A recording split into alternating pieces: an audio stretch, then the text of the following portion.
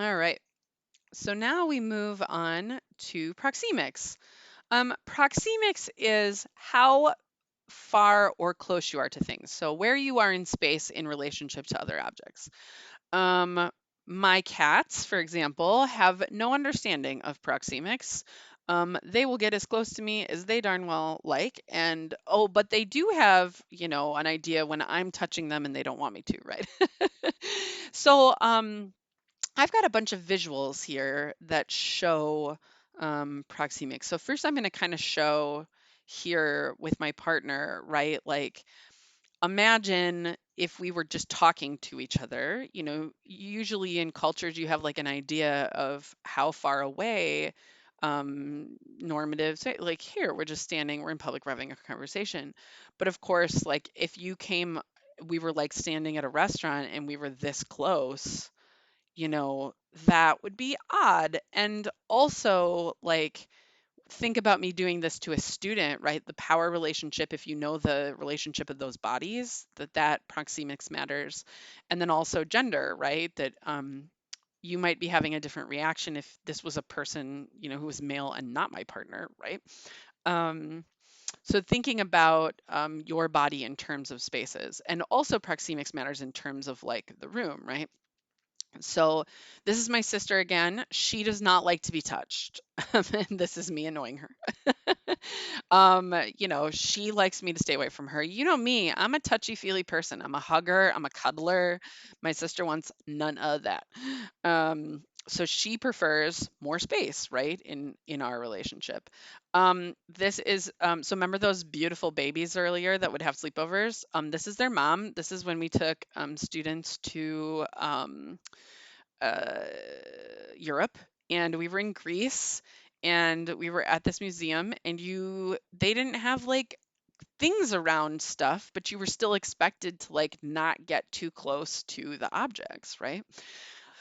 Um, so this is I go to school at UWM, and this is the union. And y'all, I went to undergrad at a small private liberal arts college. We didn't have a student union.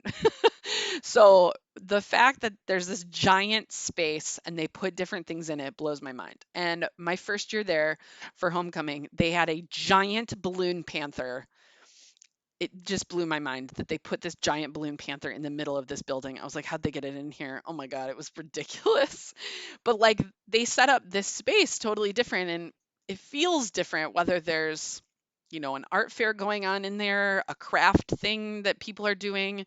Sometimes they just have chairs spread out for reading. Sometimes they have like recruitment or res life stuff. And sometimes they have a giant balloon panther in the middle of the student union lobby. Um, so the size of room can matter. So this is a screenshot from my TED talk, and you can see. I just think what they did with like the lighting and the ceiling and stuff is so cool.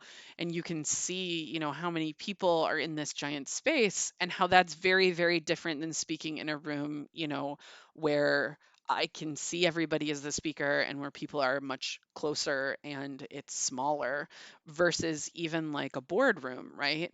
The type of space that you are in and how your body interacts and has space with objects. I will notice in the rooms I teach in, depending on what kind of table there is, what kind of chairs there are, you've experienced this, right? Some rooms have tables and chairs, some rooms have desks, some of those desks roll, some of them slide, some have the built-in, like um, desk part, some whirl around in multiple ways. So, I mean, the objects that are there and your space to them matters in terms of communication and proxemics. Um, I think specifically we need to think in terms of speaking how close or far away you are from an audience.